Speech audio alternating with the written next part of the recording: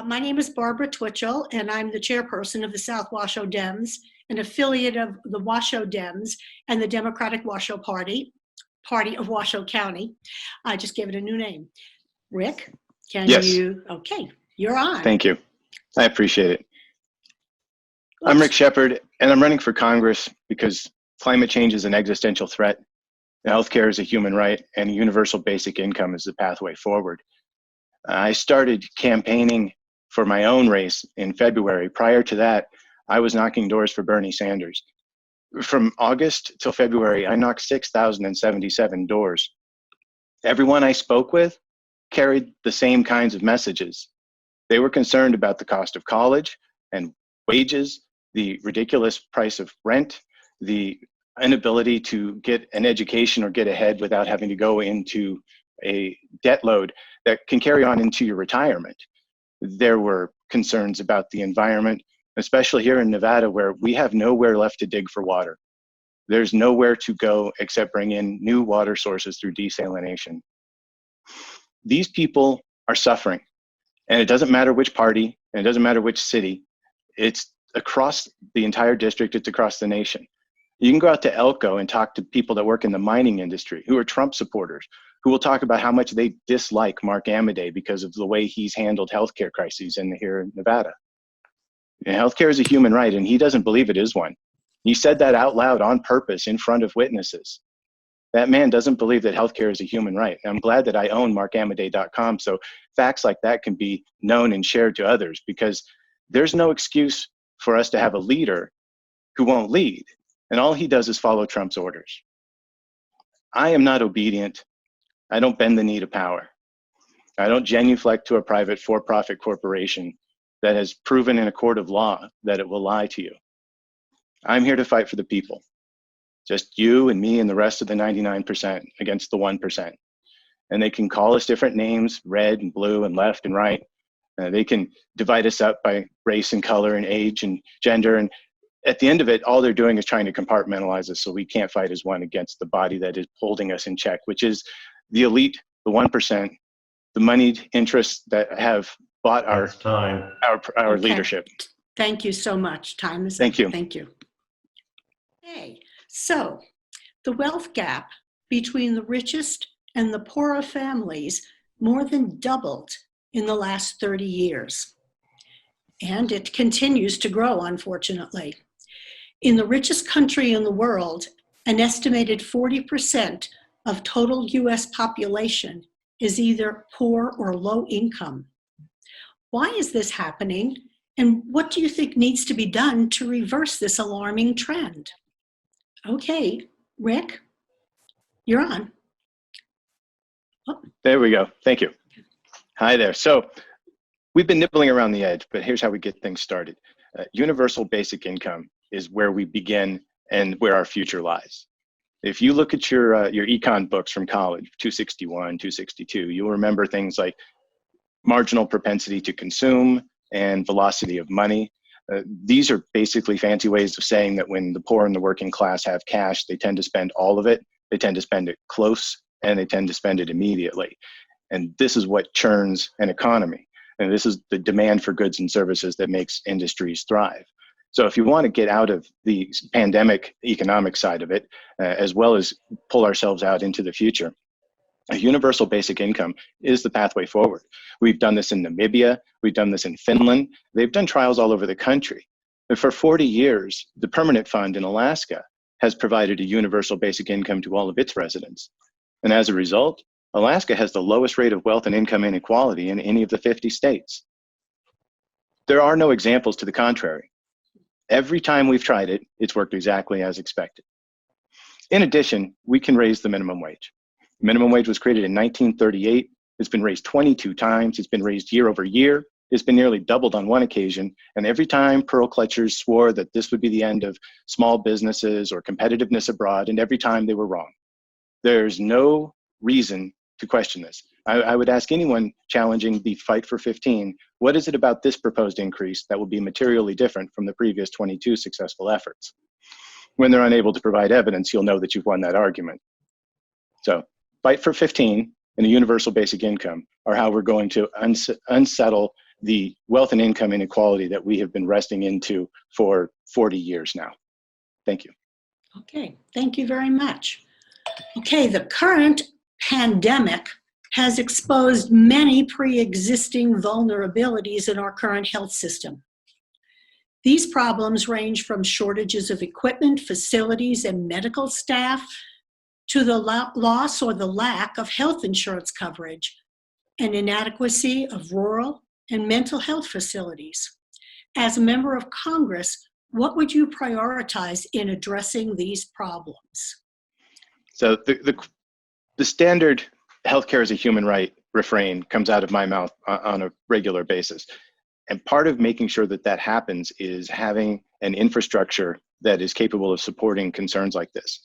32 out of 33 industrialized nations have a universal healthcare system, and we see their results are far superior to ours. Part of that is disaster preparedness.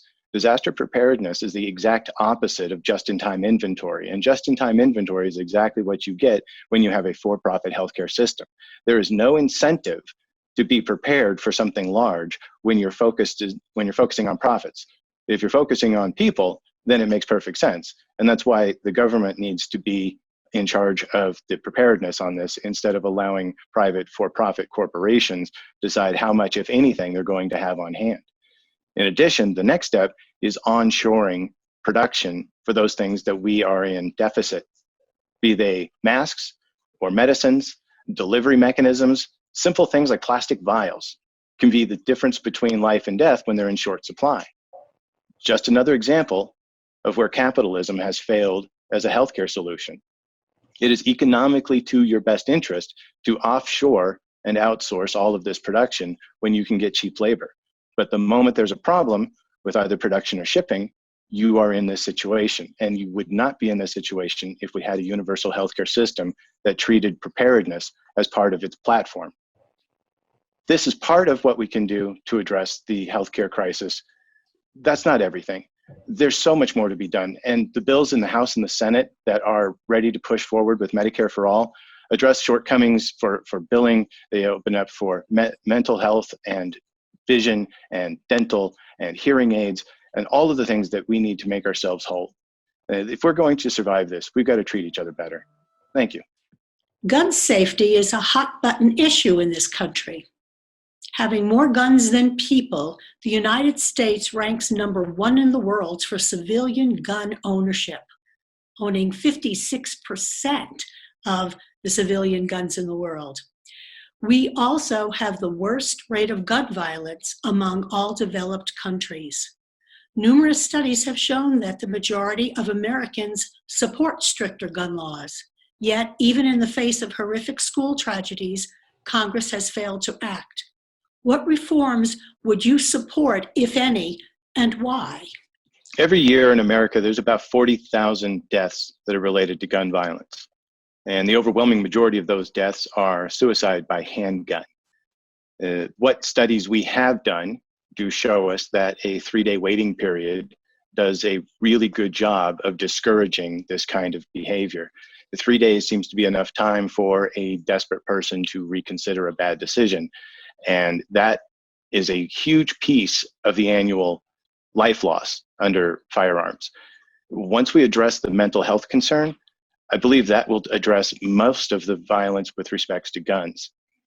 Beyond that, background checks are universally or nearly universally agreed upon as a positive step forward, and there's no reason to delay on that any further. Mandatory training for those who are new to this industry or to the sport is a perfectly reasonable expectation. I know that when I went through ROTC, we did rifle marksmanship and safety. It used to be you could lean on the NRA for that kind of stuff, but they're basically a gun lobby these days. Last of which would be liability insurance, so that when something does go wrong, that there's a mechanism in there that their survivors can be made whole. So I believe that those would be 4 strong steps forward to help address our gun violence situation here in America. Thank you. Thank you. Okay. And immigration is a multifaceted problem. How to deal with the more than 11 million undocumented immigrants residing in the U.S.? How about the refugees and asylum seekers? How do we effectively protect our borders? What about the dreamers? Wow, that's a lot. What would you do to begin fixing our broken immigration system? Thank you. So, immigration reform, that is a big one. Obviously, the DACA recipients they're citizens, leave them alone. They've proven themselves to be every bit the good Americans that we could ever hope them to be. Let's stop baiting them, stop dangling this thing in front of them, and just be done with it. Give them their citizenship and move on. The great emancipator Ronald Reagan even made sure that they had citizenship. So this isn't new. We're not breaking new ground here. You know, there's a 300-foot tall green woman in a harbor that talks about bringing you your tired, poor, and huddled masses. And these are exactly those types of people. They're refugees from southern countries that are results of destabilizations that are our fault. And the Central Intelligence Agency is the world's largest terrorist organization, and they're responsible for the upheaval in these Central and South American countries that are generating these refugees in the first place. To turn them away is cruelty to the point of like cartoonish supervillain. There's no excuse for this. You know, immigration is also going to be part of our recovery. You know, we're already an industrialized nation, and our internal birth rate isn't up to replacement rates plus consumption. There's going to need to be immigration if we're going to continue to grow. And if you look at Japan, they have almost no immigration, and you can see their population has been dwindling. Fortunately, because they appreciate MMT and have good social programs, it hasn't affected them negatively yet. But this is a problem that is going to come to bear here at home. So if we're going to address this immigration crisis properly and do the best for our own country, make them citizens, make them whole, and give them a slice of the American dream. Thank you. Thank you. Polar ice caps are already melting at record rates. Scientists warn that we have less than 12 years to make dramatic and drastic changes to keep us from irreversible environmental damage. Instead of remedial action, our current government has gone the other direction. What do you think can and should be done, especially given Nevada's unique position to become a climate leader? Thank you. I appreciate for the opportunity to speak on this. This is my number one concern. Climate change is an existential threat, and once the planet's hostile to human life, nothing else matters. We're currently at around 417 parts per million CO2 in the atmosphere. We need to be below 350, probably around 300 would be optimal. And if we stopped emitting right now, no more planes, no more cars, no more burning of fossil fuels to generate the electricity that's running your house, if we stopped emitting entirely right now, it would be 40 years before things settle out completely naturally. The only way we are going to get in front of this cascading cycle is to actively get involved in carbon capture and sequestration. There are numerous things we can do with captured carbon and a little energy and some chemistry. We can make food, we can make building materials, we can make dimethyl ether to replace diesel fuel and ethanol to replace gasoline. At that point, now your cars and trucks that haven't gone electric can be part of a carbon neutral cycle. There's a world of opportunity before us, and we can capture that with an economic model that involves a carbon capture and a carbon tax and a capture and sequestration remittance. We created a whole new industry. In fact, if we wanted, we could simply sequester the captured carbon at market, and in so doing, we could allow ExxonMobil and BP and all the other oil and gas companies to be a part of legitimately greenwashing their own future. And who better than ExxonMobil to find an appropriate geology, drill a hole and pump a fluid. In this case, they would be putting CO2 back into the ground, bury that with some magnesium-rich subsurface soil, and in 18 months, you've got limestone permanently sequestered. And that's just if we throw it away. That's if we did nothing else with it. And the only thing stopping us from pursuing these kinds of efforts is the economic model. We already give $20 billion a year in subsidies to the oil and gas industry. Why not turn that money over towards something more productive, like the carbon capture and sequestration and reuse elsewhere? Thank you. You will have 2 minutes each to do a closing statement. And we will... I've been an advocate and an activist in our community for over a decade. Of the people before you, I'm the only one that went to Zuccotti Park to occupy Wall Street. I exposed institutional racism in the Reno Police Department that resulted in the termination of the chief of police, numerous other officers, and statewide policy changes. I am also the Environment and Climate Justice Committee Chair for the NAACP. I've been saber rattling in this community for a long time, and prior to COVID, you'd see me on street corners holding signs and shouting obscenities at various power elites.